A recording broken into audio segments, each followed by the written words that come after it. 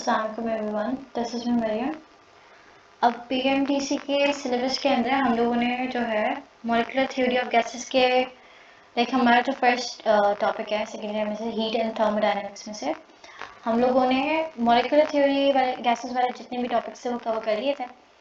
अब first law में सिर्फ चैप्टर्स आ रहे हैं हीट एंड थर्मोडायनेमिक्स का जो कि पार्ट हैं। वो एक तो ये है वर्क डन बाय गैस, दूसरा जो टॉपिक है वो है first law of thermodynamics and उसकी एप्लीकेशंस भी हम डिस्कस कर लेंगे एंड थर्ड भी वो मोलर स्पेसिफिक हीट वाला जो चीज़ है। तो ये चीज़ें हमने देखनी है, हीट एंड थर्मोडायनेमिक्स का पार्ट है। तो यहाँ से अगर हम देखें तो इसमें इधर हमसे कह रहा है कि अच्छा, तो यहाँ पे हमसे कह रहा है कि मैंने gas expense work done by gas, इसमें हमने डिस्कस करना है। टॉपिक हमारा है वर्क डन बाय गैस, मतलब ये कि एक गैस जो है वो किस तरह से वर्क परफॉर्म करती है, ठीक है ना। ये यूजुअली परफॉर्म करती है अपने वॉल्यूम को चेंज करके, ठीक है ना। तो किस तरह से पूरा प्रोसेस होता है वो हम इस डायग्राम के थ्रू अभी समझेंगे। यहाँ पे क्या है कि when a gas expands it does work on its surrounding by exerting pressure on the walls of the container it is in, ठीक है ना। जब भी कोई गैस एक्सपेंड करती है, ठीक है, गैस एक्सपेंड करी है मतलब ये था कि फॉर सपोज आपने किसी गैस को हीट करा, ठीक है ना, उसके अंदर मॉलिक्यूल्स की एनर्जी बढ़ी, ठीक है, हीट एनर्जी जब आपने दी उन्हें तो उनके पास एनर्जी आ गई। और जब उनके पास एनर्जी आ गई तो फिर वो क्या करेंगे, इधर उधर मूव करेंगे तो फिर क्या होगा, आपस में दूर जाएंगे और एक लार्ज वॉल्यूम को ऑक्यूपाई करेंगे, ठीक है ना। तो जो वो उस लार्ज वॉल्यूम को ऑक्यूपाई कर रहे हैं वो एक्चुअली क्या कर रहे हैं, अपने वॉल्यूम को बढ़ा रहे हैं, ठीक है ना। तो जब गैस एक्सपेंड करती है it does work on its surroundings, अपने सराउंडिंग के अंदर वो किस तरह से वर्क करती है, by exerting pressure on the walls of the container it is in. जिस भी कंटेनर के अंदर गैस है, ठीक है ना, जब गैस एक्सपेंड करेगी तो जो उसके पार्टिकल्स होंगे वो क्या करेंगे, उस कंटेनर की वॉल्स पर हिट करेंगे और जब हिट करेंगे उसके ऊपर तो वो प्रेशर को बनाएंगे, सही है। Now this is important for example. तो देखिए यहाँ पे प्रेशर तो हमें पता चल गया कि किस तरह से आ रहा है, सही ना। हमें पूरा कैलकुलेट क्या करना है कि वर्क किस तरह से होगा। प्रेशर तो हमें पता चल गया कि जब गैस एक्सपेंड होगी तो उसके पार्टिकल्स हिट करेंगे वॉल्स पे, प्रेशर जनरेट हो जाएगा, ठीक है। एक चीज तो हमारी हो गई यहाँ पर जो कि था प्रेशर, इसको ये तो हो गया। दूसरी चीज जो अब है यहाँ पर वो हमने देखनी है कि यहाँ पे एग्जाम्पल दिया हुआ है, in a steam engine where expanding steam pushes the piston to turn the engine, the work done। अच्छा, एक यहाँ पे प्रैक्टिकल एप्लीकेशन हमें दी हुई है। इसमें क्या होता है, स्टीम इंजन हमारे पास एक इंजन है जिसमें क्या होता है कि हम जब स्टीम को एक्सपैंड करते हैं, स्टीम गैस हो गई, ठीक है ना, जब गैस एक्सपैंड होती है तो वो क्या करती है, पिस्टन को पुश करती है, ठीक है। जब वो पिस्टन को पुश करेगी तो जो इंजन है वो टर्न हो सकता है। तो जो है एक प्रैक्टिकल एग्जांपल है इसका वर्क डन का, जो कि गैस कर रही है, ठीक है। स्टीम क्या है हमारे पास, एक गैस है। अच्छा अब देखो, the work done when a volume of a gas changes at constant pressure is defined as, अच्छा देखो प्रेशर हमें पता चल गया कहाँ से आ रहा है। वर्क डन हमें पता है, वर्क डन का फॉर्मूला होता है प्रेशर इनटू वॉल्यूम, सही है, चेंज इन वॉल्यूम। अब वर्क डन करने के लिए प्रेशर, तो जब हमने गैस को एक्सपेंड किया तो प्रेशर आ गया, सही है। जब हमने गैस को एक्सपेंड करा तो मॉलिक्यूल्स ने हिट करा और प्रेशर तो हो गया। वॉल्यूम कैसे आया, कि ऑब्वियस ही बात है, जब हम गैस को एक्सपेंड कर रहे हैं इनिशियली, फॉर सपोज ये कंटेनर है, सही है ना, और इसमें गैस थी, इसमें इसमें गैस थी, इसमें गैस के पार्टिकल्स थे, सही है। अब जब मैंने इसको हीट करा या एनर्जी दी, जब मैंने इसको हीट करा फॉर सपोज, और जब मैंने इसको एनर्जी दी, ये इसको मैंने हीट करा, मैंने एनर्जी दी, तो ये पार्टिकल्स जो थे एनर्जाइज हो गए, पार्टिकल्स एनर्जाइज हो गए और इन्होंने एक अपना वॉल्यूम जो था वो चेंज कर दिया। पहले उनका वॉल्यूम कुछ था, फॉर सपोज पहले के पार्टिकल सिर्फ इतना वॉल्यूम ऑक्यूपाई कर रहे थे,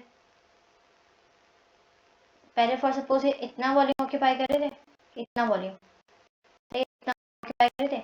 अब जो है यहाँ तक भी चले जाएगा वॉल्यूम उनका। तो मतलब ये क्या हुआ कि इन्होंने जब, क्योंकि ऑब्वियस बात है एक्सपेंशन का मतलब क्या है कि गैस जो है वो एक्सपेंड हो रही है, तो वॉल्यूम जो था पहले उसका कम था, उससे ज़्यादा वॉल्यूम ऑक्यूपाई कर लिया, ठीक है। तो वॉल्यूम पहले से भी चेंज हुआ जब हमने गैस को एक्सपेंड करा, उसमें वर्क करा। तो वर्क में किस तरह से निकाल सकती हूँ प्रेशर को, और चेंज इन वॉल्यूम को, इन दोनों से। तो प्रेशर भी यहाँ पे हो रहा है, ठीक है, पर प्रेशर भी बन रहा है और वॉल्यूम भी चेंज हो रहा है, तो यहाँ पे वर्क डन हो रहा है, ठीक है। इसका मतलब ये है, क्योंकि वर्क डन के फॉर्मूले में ये आता है, प्रेशर और चेंज इन वॉल्यूम।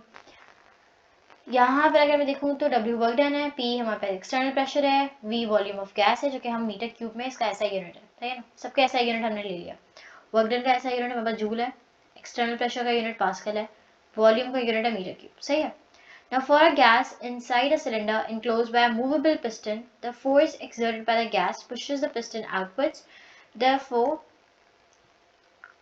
यहाँ पे कह रहा है for a gas inside a cylinder enclosed by a movable piston. अच्छा, ये हमारे पास एक सिलेंडर है और हमारे पास ये एक मूवेबल पिस्टन है। जो मैंने इस पे फोर्स, पिस्टन को जो मैंने अंदर अंदर भेजा, तो पिस्टन ने कुछ फोर्स लगाई होगी इसके ऊपर, ठीक है। और the force movable piston, the force exerted by the gas pushes the piston outwards, therefore the gas does work. अच्छा, तो इधर कह रहा है कि हमारे पास यहाँ पर एक पिस्टन है, एक सेकेंड, ये देखो, ये हमारे पास एक हो गया सिलेंडर, सही है, इसमें गैस दी, सही है ना। और जब मैंने गैस को एनर्जी दी, ये एरिया है इस सिलेंडर का, इसके अंदर गैस है जिसका प्रेशर है P, क्योंकि ऑब्वियस ही बात है ना, मॉलिक्यूल्स हैं वो हिट कर रहे होंगे, प्रेशर P जनरेट करा हुआ है। इनिशियली कंडीशन ये थी, यहाँ तक था वॉल्यूम, सही है, वॉल्यूम यहाँ तक था। फिर क्या हुआ कि जो है ना, गैस को हमने हीट करा, एनर्जी दी हमने कोई गैस को, तो उसकी वजह से क्या हुआ कि गैस के पार्टिकल्स जब एनर्जाइज हुए, तो उन्होंने जो है ना ये वाला ये जो था सर्कल, इसको मूव करके यहाँ तक लेकर आ गए ऊपर। और जो ये पिस्टन था, फॉर सपोज ये पिस्टन पहले यहाँ तक था, ये पिस्टन पहले इस पॉइंट तक था, अब ये पिस्टन यहाँ तक आ गया है, मतलब ये बाहर आ गया। क्यों? क्योंकि गैस वर्क करी है। पहले फॉर सपोज ये इस तरह से था ना, मैं इस तरह से बना लेती हूँ उसको, ये पिस्टन है अंदर तक, ये यहाँ तक था पहले, और यहाँ तक गैस का वॉल्यूम था, सही है ना, तो ये पिस्टन था। जब गैस के पार्टिकल्स एनर्जाइज हुए, तो ऑब्वियस ही बात है, ये ऊपर जाएंगे। ये डिस्क है, इस डिस्क पे ये लोग फोर्स लगाएंगे, इस डिस्क पे फोर्स लगाया, ये डिस्क ऊपर जाएगी, तो क्या होगा, पिस्टन बाहर आ जाएगा। हमारे पास ये जो पिस्टन है पहले यहाँ था ना, अभी पिस्टन फॉर सपोज यहाँ तक आ गया, और अब गैस ने जो वॉल्यूम ऑक्यूपाई करा वो पूरा कर लिया, पूरा ऑक्यूपाई कर लिया, पूरा गैस ने ऑक्यूपाई कर लिया। समझ गई बात? तो यहाँ पर ये इस तरह से गैस ने वर्क करा है।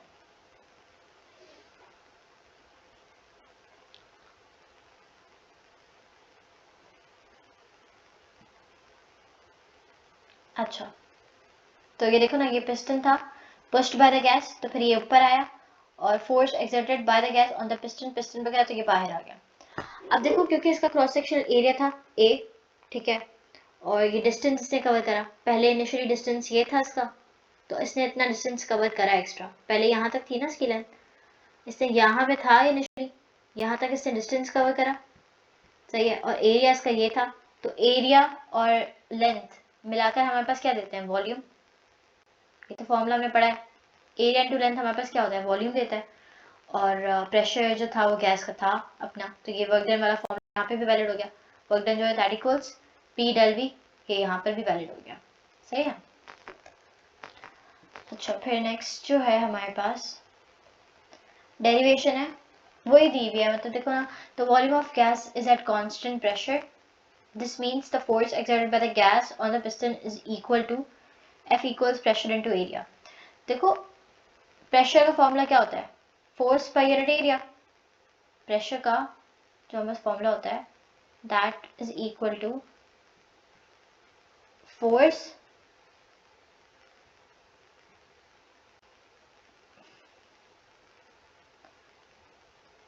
देखो, जो हमारे पास प्रेशर होता है ना, प्रेशर जो होता है that is equal to force upon area होता है ना। तो अब the volume of gas is at constant pressure, this means force exerted by the gas of the piston is equal to, देखो वॉल्यूम ऑफ गैस, अच्छा यहाँ पे constant pressure है, क्योंकि देखो हम यहाँ पे एक्सटर्नली कोई प्रेशर अप्लाई नहीं कर रहे, हमने प्रेशर जो है अप्लाई नहीं करा है इस पर, हमने गैस ने वर्क करा है और ऊपर गई है गैस, ठीक है ना। प्रेशर वही है जो नॉर्मल एटमॉस्फेरिक प्रेशर है सराउंडिंग में। यहाँ पे हम एक्स्ट्रा प्रेशर अगर देंगे तो फिर तो कंप्रेशन होगी, सही है ना। अगर मैं एक्स्ट्रा प्रेशर लगाऊंगी, एक्स्ट्रा फोर्स लगाऊंगी इसके ऊपर, तो ये तो कंप्रेस कर जाएगा, है ना। लेकिन ये कंप्रेस नहीं हो रहा, ये क्या कर रहा है, एक्सपैंड। एक्सपैंड करने का मतलब है कि मैं इस पर प्रेशर नहीं लगा रही हूँ। प्रेशर वही है जो उसका कांस्टेंट प्रेशर है, एटमॉस्फेरिक प्रेशर है, सही है। अब यहाँ पे P है, that is the pressure of gas, ठीक है। ये क्रॉस सेक्शनल एरिया सिलेंडर का।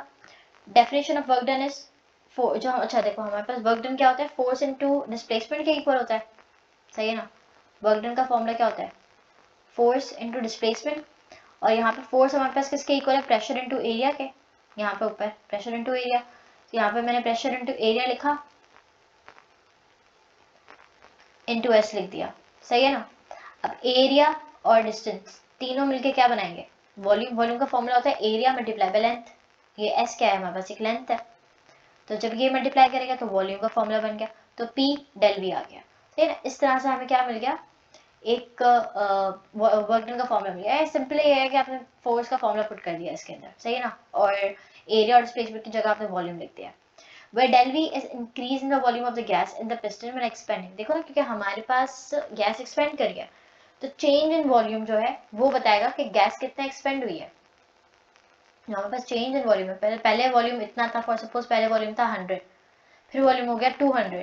तो अगर मैं इन दोनों का डिफरेंस निकालूंगी, सही है ना, पहले जो वॉल्यूम था उसमें से अगर मैं लाइक फाइनली जो वॉल्यूम है 200, उसमें से माइनस करूँ इनिशियल वॉल्यूम जो था, जो कि क्या था हमारे पास 100।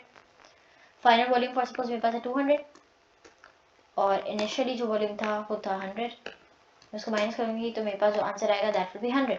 इसका मतलब है गैस ने कितना एक्सपेंड करा है, 100 मीटर क्यूब जो है वॉल्यूम उसने एक्सपेंड करा है, इतनी उसने एक्सपेंशन करी है, ठीक है। फिर कह रहा है कि this is assuming that the surrounding pressure does not change as the gas expands. ये अच्छा, ये जो है ये जब भी पॉसिबल है जब आपका जो सराउंडिंग प्रेशर है वो कांस्टेंट रहे, ठीक है ना, मतलब वो चेंज नहीं हो रहा है, सिर्फ वॉल्यूम चेंज हो रहा है यहाँ पर।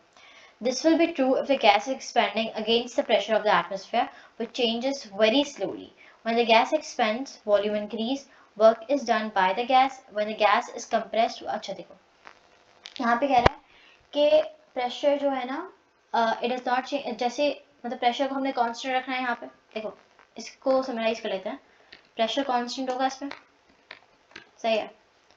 और दूसरी चीज जो यहाँ पर आनी है वो ये है कि ये सिर्फ और सिर्फ जब भी ट्रू है जब जो गैस है it is expanding against the pressure of atmosphere.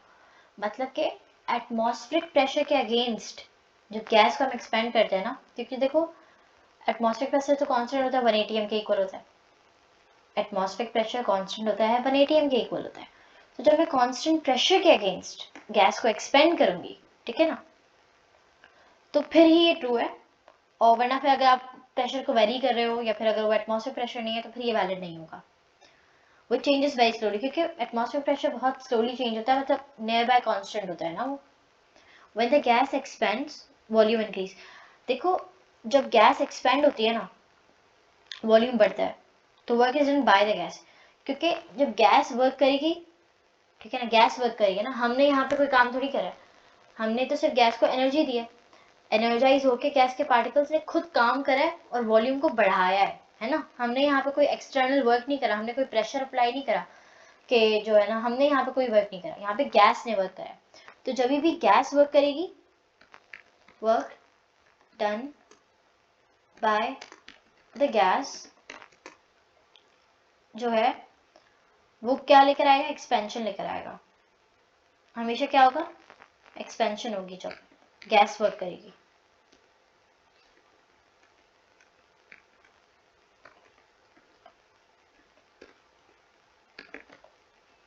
Gas work करेगी तो होगी एक्सपेंशन। और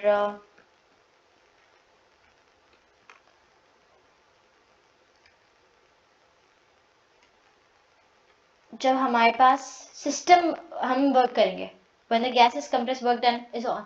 अगर हम गैस के ऊपर काम कर रहे हैं, लाइक गैस के ऊपर काम करने का मतलब ये है सिंपल, एक कंटेनर था उसमें गैस थी, ठीक है, और आपने क्या लिया, उस कंटेनर में का जो पिस्टन था आपने दबा दिया उसको, आपने गैस को कंप्रेस कर दिया, तो आपने एक्सटर्नली वर्क करा है, सही है ना, ये गैस का काम नहीं था। कि आपने काम करे, आपने क्या वर्क करे, आपने गैस के ऊपर काम करे बाय कंप्रेसिंग इट, उसके ऊपर प्रेशर लगा के, उसके ऊपर फोर्स लगा के। तो जब आप या फिर मैं, हम लोग अगर वर्क क्या नाम है वर्क करेंगे, वर्क ऑन द गैस करेंगे, work done on the gas, that is known as our compression। तो हमेशा क्या आएगा, रिजल्ट में कंप्रेशन होगी, सही है। तो ये हो गया हमारा फर्स्ट टॉपिक, जो कि इसमें से था, फर्स्ट लॉ में से, जो कि हमारे पास में था हीट एंड थर्मोडायनेमिक्स के उसमें पीएमडी से सिलेबस में था। इसके बाद जो नेक्स्ट टॉपिक है पीएमडी से सिलेबस के अंदर, दैट इज और अच्छा देखिए, ये आप न्यूमेरिकल सॉल्व करिए, क्योंकि देखिए यहाँ पे प्रेशर है ना और वॉल्यूम है, आपको सारी चीज़ें यहाँ पे दी हुई हैं एंड इसमें से आपने ये पुट करनी है। अच्छा, ये question first law of thermodynamics से रिलेटेड है, और वो अभी हम आगे डिस्कस करेंगे, तो फिर ये न्यूमेरिकल मैं आप लोगों को सॉल्व करवाती हूँ।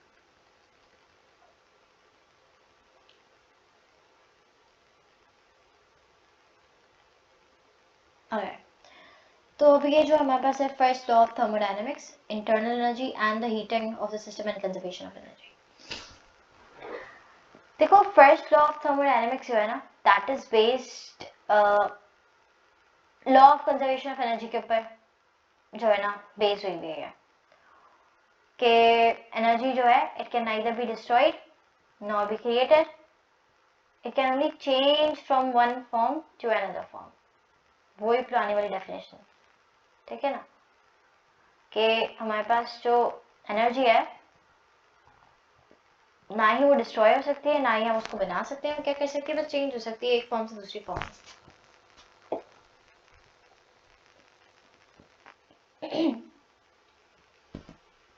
हम ये कह सकते हैं कि ये टाइप है किसकी,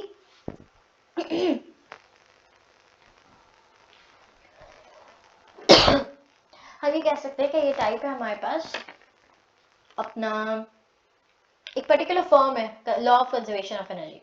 मतलब ये किस पे बेस करिए, ये बेस करिए law of conservation of energy पर।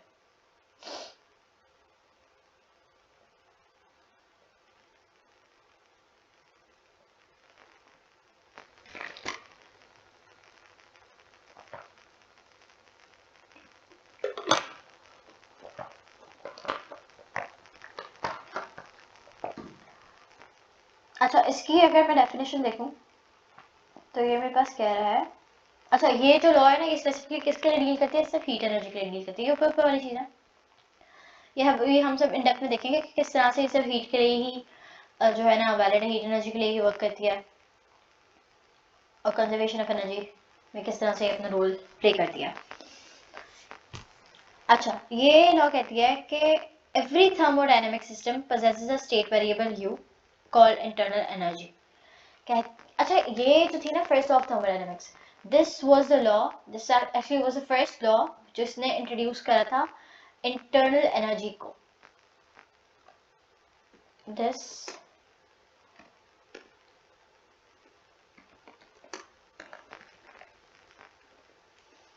introduced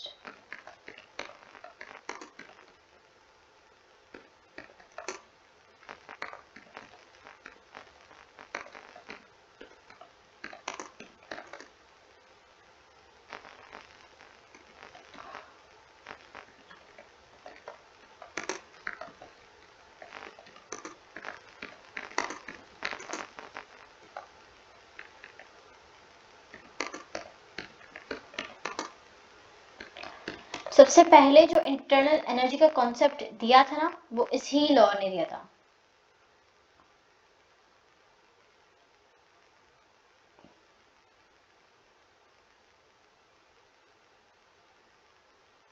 सही ना, this actually was the first law जिसने इंट्रोड्यूस किया था किस चीज का कॉन्सेप्ट,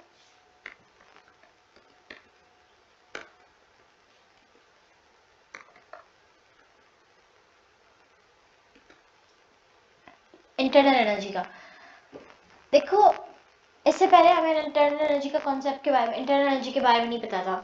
ये इसने बताया था कि इंटरनल एनर्जी जो है इंटरनल एनर्जी का जो फर्स्ट ये जो टर्म था, जिस लॉ ने फर्स्ट टाइम यूज करा था ना, वो लॉ यही थी।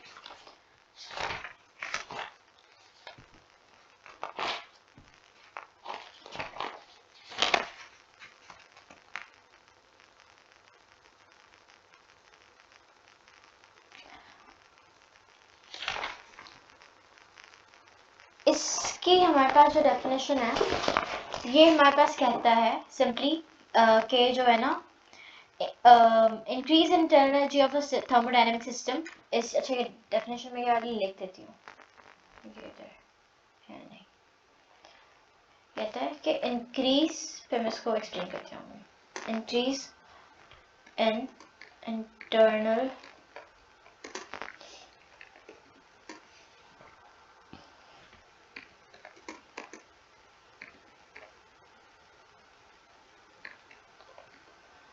thermodynamic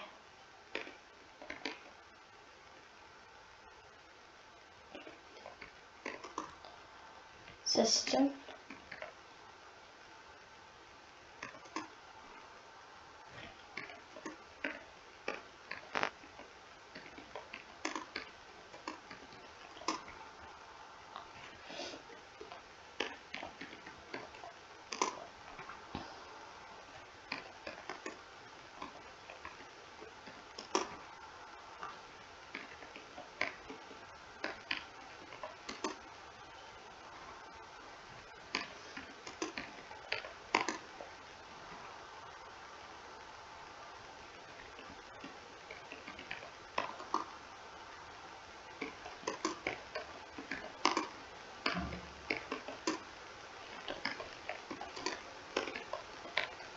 अच्छा, तो ये लॉ हमें कहती है कि इसकी एक्चुअली डेफिनेशन है, तो इसको आप यही समझ लें कि इंक्रीज जो है ना, एक internal energy of a thermodynamic system है। अच्छा, यहाँ पे इसने जो है ना फर्स्ट टाइम ये यूज करा था वर्ड इंटरनल एनर्जी का, कि इंक्रीज जो है इंटरनल एनर्जी और internal energy of thermodynamic system is equal to the amount of energy transferred to the system as heat plus work done। ये कहते हैं कि अगर कोई थर्मोडायनेमिक सिस्टम पहली बार यहाँ पे इसने क्लियर कर दिया हीट से रिलेटेड सिस्टम होगा, ठीक है ना, जो ऊपर लिखा होगा ना कि ये सब हीट एनर्जी से डील करती है, उसका मतलब यहाँ पर यही आ गया कि जो इंटरनल एनर्जी में इंक्रीज होता है ना किसी भी थर्मोडायनेमिक सिस्टम के अंदर जो हीट से रिलेट कर रहा है, उसकी अगर इंटरनल एनर्जी बढ़ रही है, जितनी उसकी इंटरनल एनर्जी बढ़ेगी वो किसके इक्वल है, to the amount of energy transfer to the system as heat plus work done. मतलब आप उसकी जो इंटरनल एनर्जी में चेंज आएगा ना, वो कितना आएगा कि जो आपने उसके अंदर हीट, आपने सिस्टम के अंदर हीट थी, ठीक है ना, और जो उसके अंदर वर्क डन हो रहा है, या फिर आप इसको ऐसे भी कह लो कि जो भी आपने हीट प्रोवाइड करी है एक सिस्टम के अंदर, एक थर्मोडायनेमिक सिस्टम था, आपने उसको हीट एनर्जी प्रोवाइड करी, तो वो जो हीट एनर्जी आपने प्रोवाइड करी है ना, वो कहीं नहीं जाएगी, वो कहीं डिस्ट्रॉय नहीं होगी, ठीक है ना, ना किसी और मतलब कहीं खत्म नहीं होगी वो एनर्जी, वो दो चीजों में कन्वर्ट हो जाएगी, ठीक है ना, वो दो चीजों में कन्वर्ट हो जाएगी। वो क्या है, एक तो वो वर्क डन करेगी और दूसरा वो क्या करेगी, जो इंटरनल एनर्जी है ना सिस्टम का, वो बढ़ाएगी। कि आप किसी भी थर्मोडायनेमिक प्रोसेस के अंदर जब आप हीट एनर्जी को ऐड करते हो ना, किसी भी सिस्टम में, यहाँ लिखा हुआ है वो, जब वो ऐड करोगे आप सिस्टम के अंदर, तो ये जो एनर्जी है ना ये अपेयर होती है as an increase in internal energy stored in the system plus work done by the system on its surrounding. कि मतलब आपने उसको हीट प्रोवाइड करी ना, या तो उसकी इंटरनल एनर्जी क्या होती है, sum of all the energies in the system, कितनी भी एनर्जी, चाहे वो पोटेंशियल एनर्जी हो, चाहे वो किनेटिक एनर्जी हो, किसी भी तरह की एनर्जीज हो, ठीक है ना, उन सब का सम जो होता है हमारे पास वो इंटरनल एनर्जी होता है। तो जब आप हीट को ऐड करते हो किसी भी सिस्टम में, तो वो दो चीज़ों में, एक तो वो वर्क कराएगी सिस्टम के लिए और दूसरा वो क्या करवाएगी, उसकी इंटरनल एनर्जी को इंक्रीज करवाएगी, लाइक उसकी इंटरनल एनर्जी बढ़ाएगी, कहीं वो डिस्ट्रॉय नहीं होगी, सही है ना। तो इस तरह से ये कंजर्वेशन की बात कर रहे हैं कि वो किस में कन्वर्ट हो जाएगा, देखो ना, जो हीट एनर्जी थी वो इंटरनल एनर्जी में कन्वर्ट हो गई और वर्क डन में कन्वर्ट हो गई, और वर्क भी हमारे पास क्या है, एक एनर्जी, एनर्जी की फॉर्म है वर्क, ठीक है ना। वर्क का यूनिट क्या होता है, जूल्स, जूल्स में होता है इसका यूनिट, तो वर्क भी एक एनर्जी ही है। तो यहाँ पे अब ये देखो, del Q is taken positive when heat enters the system and negative when it leaves del U. अच्छा, इसका ये मैं एक चार्ट बना देती हूँ, वो इजी रहेगा जब आप सिस्टम को हीट एंड, देखो इसको ऐसे कर लेते हैं कि जब आप हीट एनर्जी दोगे तो क्या होगा, और जब आप हीट एनर्जी बाहर निकालोगे तो क्या होगा। जब आप दोगे सिस्टम को एनर्जी तो ये प्रोसेस होंगे। फर्स्ट जो होगा दैट विल बी हमारे पास अपना पहली चीज जो होगी वो ये होगी कि इंटरनल एनर्जी बढ़ेगी उसकी। मैं सिंबल्स यूज कर रही हूँ, इंटरनल एनर्जी के लिए यू यूज करते हैं ना, यू विल इंक्रीज। दूसरी चीज जो हमारे पास होगी टेम्परेचर ऑफ द सिस्टम,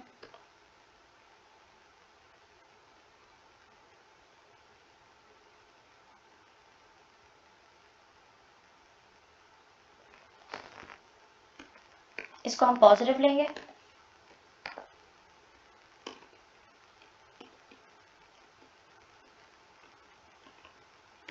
सही है। टेम्परेचर भी जो है इसका क्या हुआ,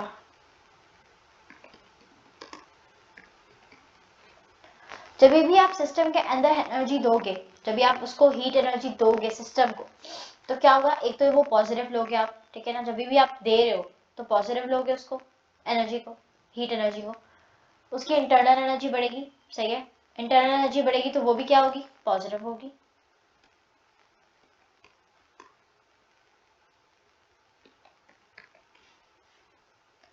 इंटरनल एनर्जी बढ़ेगी वो भी पॉजिटिव, और टेम्परेचर भी बढ़ेगा उसका, ठीक है ना। हीट एनर्जी भी पॉजिटिव होगी और इंटरनल एनर्जी भी पॉजिटिव होगी, टेम्परेचर बढ़ेगा। और जब ये टेम्परेचर बढ़ेगा तो क्या होगा कि ऑब्वियसली बात है पार्टिकल्स एनर्जाइज होंगे, पार्टिकल्स एनर्जाइज होंगे, एक्सपैंड होंगे, और एक्सपैंड होके क्या करेंगे, वर्क परफॉर्म करेंगे। मगर जो वर्क परफॉर्म करेंगे दैट विल बी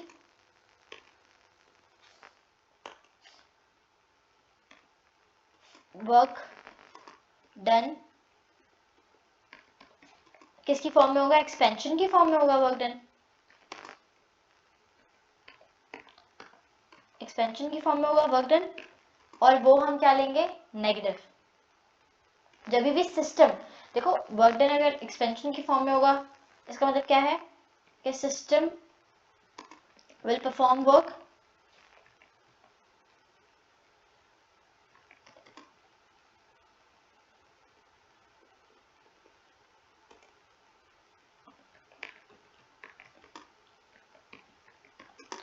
और ये हमेशा हम कैसे लेंगे, नेगेटिव।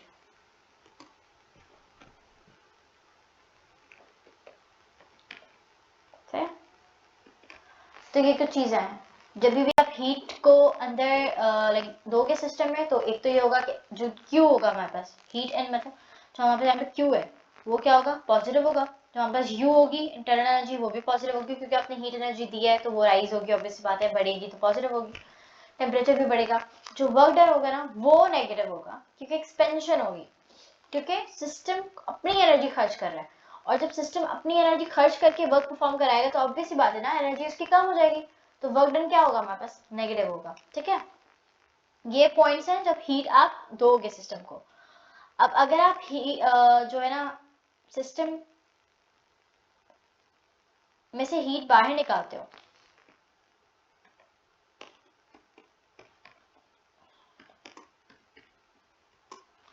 तो ये हमारे पास हो जाएगा नेगेटिव। हीट आउट का मतलब ये है हम उसको नेगेटिव लेंगे, क्यू को, क्यू नेगेटिव होगा, bus queue that will be taken negative.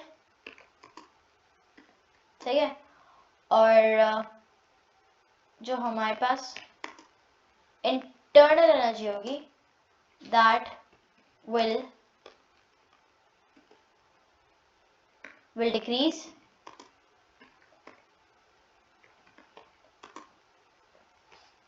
और जब कम होगी तो उसका मतलब क्या है कि नेगेटिव होगी, कम हो रही है ना वो चीज। थर्ड आ गया कि टेम्परेचर जो होगा that will decrease,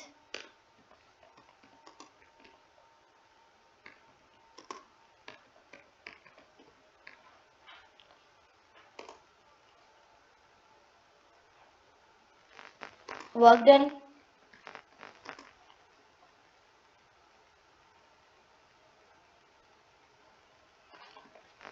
on the system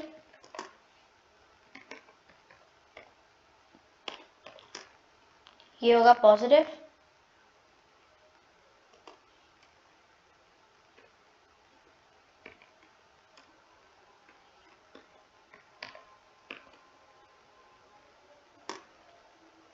और क्या होगी फिर कंप्रेशन से।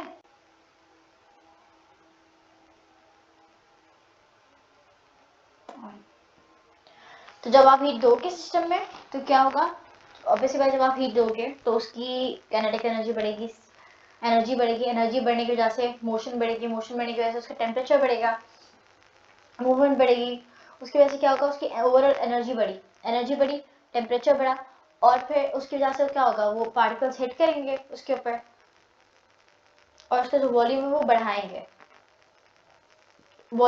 एक्सपेंशन करेंगे, और यहाँ पर जो वर्क कर रहे हैं वो कौन कर रहे हैं, पार्टिकल्स कर रहे हैं वर्क, है ना। तो वो वर्क जो है अपनी एनर्जी को खर्च करके पार्टिकल्स वर्क परफॉर्म कर रहे हैं, तो वो नेगेटिव होगा वर्क, ठीक है।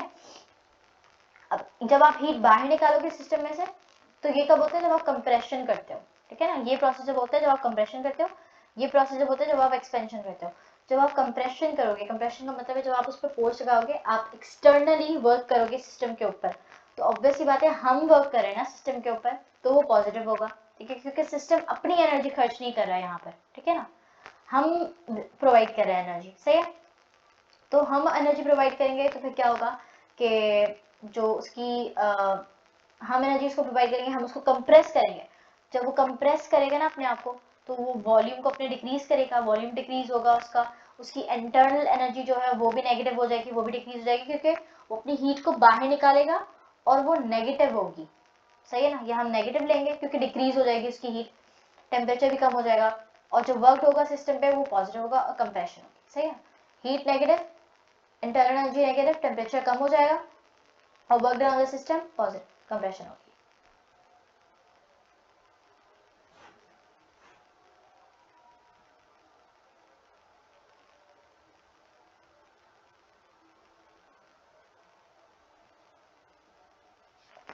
अच्छा, फिर हमारे पास जो नेक्स्ट है,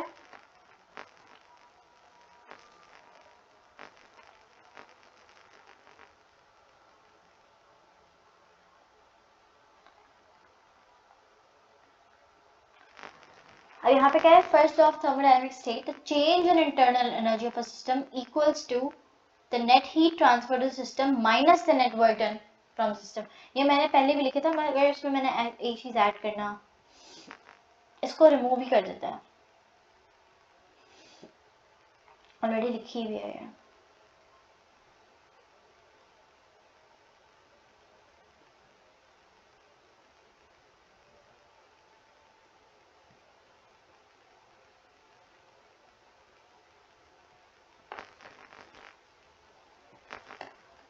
यहाँ पे कह रहा है जो चेंज होगा इंटरनल, देखो यहाँ पे कुछ भी नहीं करा ना मैंने, पहले डेल क्यू जो था वो इक्वल था del U plus delta W के लिए, वो वर्कडन के, मैंने वर्कडन को इधर शिफ्ट किया तो वर्कडन माइनस का हो गया।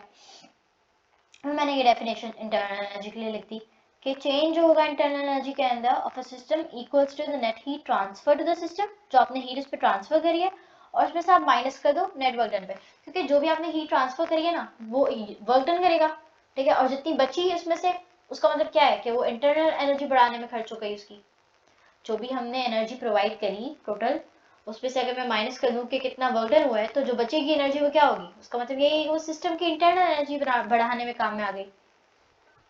ये हमारे पास चेंज है इंटरनल एनर्जी के अंदर, Q net heat transfer, W work done, sum of all the kinetic energy, translational, rotational, vibration and potential energy associated with the random motion of atoms of a substance of or the system is internal energy of a substance। ये मैंने पहले discuss कर लिया था। ये internal energy की definition है कि जितनी भी एनर्जीज होती हैं, kinetic energy, all type of kinetic energies and all sort of potential energies that are associated with the motion of atoms, वो उसका जो सम होता है उसको हम क्या कहते हैं, इंटरनल एनर्जी सिस्टम की।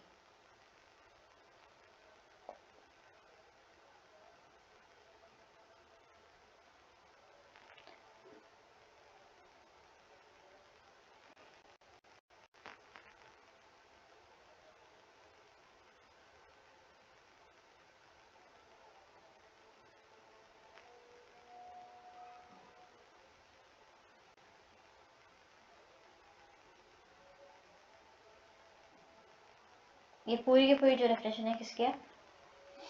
According to first law of thermodynamics, ये हम इसे अरेंज करिए ना इक्वेशन, मैंने वर्क डन को उधर शिफ्ट कर दिया।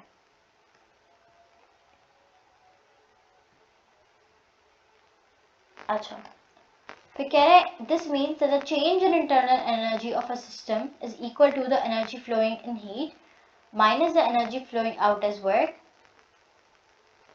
flowing in as heat, flowing out as work। इसका मतलब बताती हूँ। In other words, the change in the internal energy of the system is measured by the energy retained by the system. The energy absorbed by the system changes translational, vibrational, rotational kinetic energy of the molecules. It also changes potential energy of the molecules due to intermolecular forces. देखो यहाँ पे ये कह रहा है कि जो change है ना इंटरनल एनर्जी के अंदर किसी भी सिस्टम का, वो किसके इक्वल है? कि जो एनर्जी फ्लो करी है इन हीट, ये एनर्जी जो फ्लो करी थी अंदर आ रही थी ना, वो एनर्जी हम प्रोवाइड कर रहे थे, और जो कि एनर्जी फ्लो आउट हो रही है इस वर्क, उसका में से माइनस कर दो। मतलब जितना आपने वर्क करा है ना वो माइनस कर दो, जो कि आपने हीट एनर्जी प्रोवाइड करी थी उसको, तो जो नेट बचेगा वो क्या है हमारे पास? उसकी इंटरनल एनर्जी। सिंपल ये चीज़ है, ये यही बात कह रहे हैं यहाँ पर। दूसरे वर्ड में उसको कह सकते हैं कि the change in the internal energy of the system is measured by the energy retained bye the system. देखो जो चेंज है ना इंटरनल एनर्जी में, वो क्या है? दैट इज एक्चुअली रिटेन का मतलब ये हुआ कि वो एनर्जी जो कि रह गई है वर्क करने के बाद, जो भी एनर्जी रुक गई है हमारे पास, वो उसका जो मेजर है वो हमारे पास सिंपली क्या है? Internal energy. Energy absorbed bye the system changes the translational, vibrational and the rotational kinetic energy of the molecules. ये जो एनर्जी, देखो ऑब्वियस ही बात है ना, जब उसने एनर्जी एब्जॉर्ब करी सिस्टम ने तो उसने अपनी इंटरनल एनर्जी चेंज कर ली, उसके पास एनर्जी जो थी उसकी वो बढ़ गई क्योंकि उसने एनर्जी ले ली। लेने के बाद जो उसकी एनर्जीज थी, चाहे वो उसकी ट्रांसलेशनल एनर्जी हो मॉलिक्यूल्स की, वाइब्रेशनल हो या रोटेशनल, मतलब वाइब्रेशन करने की एनर्जी हो, ट्रांसलेशन मतलब कि स्ट्रेट मूव करने की जो उसकी एनर्जी थी वो, या फिर रोटेट करने की जो उसकी काइनेटिक एनर्जी थी मॉलिक्यूल्स की, ये सब चेंज हो जाएगी। ऑब्वियसली बात है, सब मतलब सीधे वर्ड्स में कह लो जो उसकी एनर्जी है वो बढ़ जाएगी या चेंज हो जाएगी। और क्या होगा? उसकी पोटेंशियल एनर्जी भी बढ़ जाएगी क्योंकि इंटरमोलिकुलर फोर्सेस की वजह से। ऑब्वियसली बात है ना, जब हम लोग एनर्जीज को प्रोवाइड करेंगे तो मॉलिक्यूल्स आपस में जोर जोर से मूव करेंगे, आपस में कोलाइड ज्यादा होंगे, और जब कोलाइड होंगे तो उनके अंदर जो इंटरमोलिकुलर फोर्सेस होंगी वो बढ़ेंगी।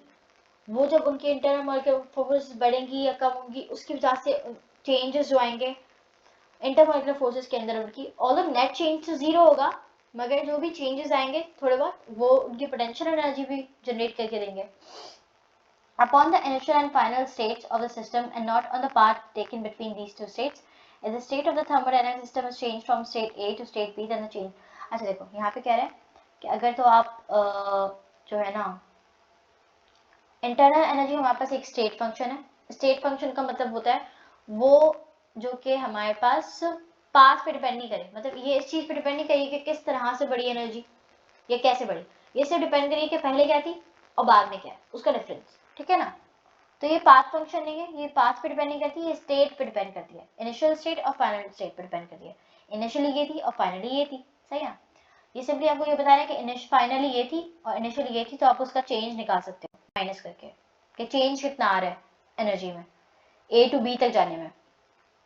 Putting these values in equation, ये जो इसमें अगर मैं पुट करूंगी इसकी, बस मैंने डेल यू की जगह ये U B minus U A put कर दिया है।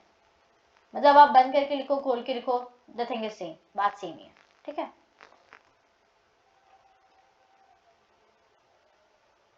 अच्छा, फर्स्ट लॉ ऑफ थर्मोडायनेमिक्स जो है हमारे पास, apply to metabolism, heat transferred out of the body and work done by the body remove internal energy while the food intake replaces it. अच्छा देखो, यहाँ पे सिंपली ये कह रहे हैं कि जो हमारे मेटाबॉलिक प्रोसेसेस है ना, like intake of food, excretion हो गया, डाइजेशन हो गया, ये भी हमारे पास जो है फर्स्ट लॉ ऑफ थर्मोडायनेमिक्स के एग्जांपल्स हैं। क्योंकि जब आप फूड को अंदर ले रहे हो, अपनी बॉडी में ले रहे हो, तो दैट इज एक्चुअली कि आप वर्क डन कर रहे हो अपनी बॉडी के ऊपर। क्यों? क्योंकि आप एनर्जी प्रोवाइड कर रहे हो ना। फूड क्या है? एनर्जी है, और हम अपनी बॉडी के ऊपर एनर्जी प्रोवाइड कर रहे हैं, तो वो जो है एक वर्क डन है जो कि हम अपनी बॉडी के ऊपर कर रहे हैं, सही है ना? तो that is positive. Plants convert part of the radiant heat transfer into light energy stored chemical. अच्छा, यहाँ पे ये प्लांट्स की बात कर रहे हैं।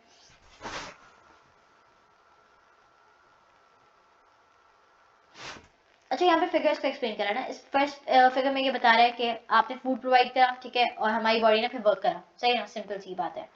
फूड एक एनर्जी थी, हमने प्रोवाइड करी, बॉडी ने वर्क करी, और बॉडी हमारी हीट भी रेडिएट आउट करती है, ठीक है ना। सिमिलरली यहाँ पर सन से इसको एनर्जी मिली, ठीक है ना, और फिर इसने जो है ना एनर्जी से सनफ्लावर ने, जो ये भी जो फ्लावर था, इसने स्टोर भी करी कुछ एनर्जी, सही है, एनर्जी स्टोर कर लेते ना वो केमिकल एनर्जी फॉर्म में। ग्लूकोज केमिकल एनर्जी है, प्लांट्स क्या करते हैं, हीट एनर्जी ली, स्टोर कर ली बॉडी के अंदर, सही है ना, केमिकल की फॉर्म में, और फिर उन्होंने वर्क करा, या फिर जो भी उन्होंने मूवमेंट वगैरह करी। तो ये एग्जाम्पल हो गया एक इसका। तो ये हमारे पास क्या है, this is actually work done on the body, ये हम कंसिडर कर सकते हैं वर्क डन ऑन। जो फूड हम लोग जो फूड हम लोग लेते हैं ना, that can be said as work done on the body, ठीक है। इसकी एप्लीकेशन अब हम नेक्स्ट लेक्चर में करेंगे।